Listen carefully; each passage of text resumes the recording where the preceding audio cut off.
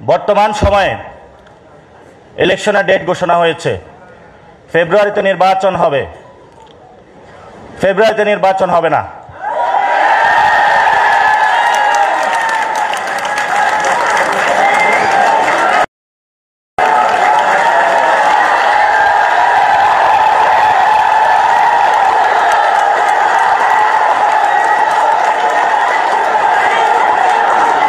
শুনেন,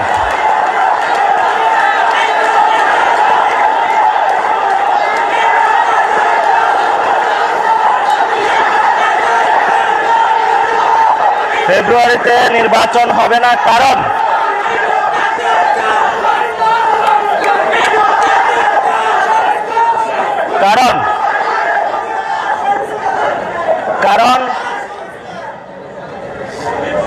যদি ফেব্রুয়ারিতে নির্বাচন হয়, আমার যে ভাইয়েরা শহীদ হয়েছিল, রক্ত দিয়েছিল সংস্কারের জন্য, একটি নতুন সংবিধানের জন্য, তাহলে পরে গিয়ে তার কাজটা ফেরত দিতে হবে এই সরকারকে।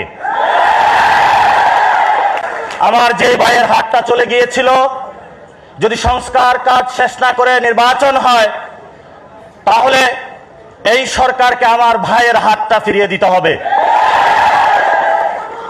যে মায়ের বুক হয়েছিল, যদি সংস্কার ছাড়া, একটি নতুন সংবিধান ছাড়া বাংলাদেশে নির্বাচন হয়, তাহলে ওই মায়ের বুকের সন্তানকে ফেরত দিতে হবে।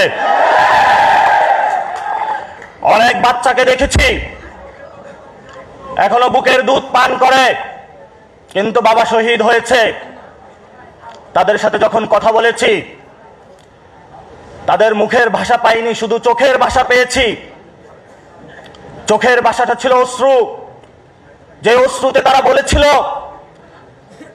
আমার বাচ্চা রয়ে গিয়েছে, আমার স্বামী চলে গিয়েছে, আমি বাংলাদেশ থেকে কিছু চাই না, কিন্তু আমি একটি সুন্দর ভবিষ্যতে বাংলাদেশ দেখতে চাই, যেখানে আমার এই বুকের যে সন্তান আছে, আর সন্তানকে কেউ খুন করবে না।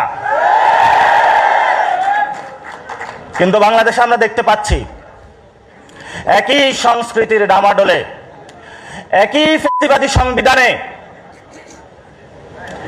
একই সিস্টেমের মধ্য দিয়ে আমরা নির্বাচনে যাচ্ছি।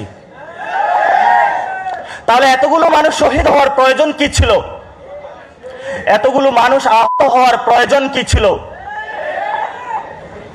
আপনারা দেখেছেন, এখানে অনেক মিডিয়া ভাই রয়েছেন।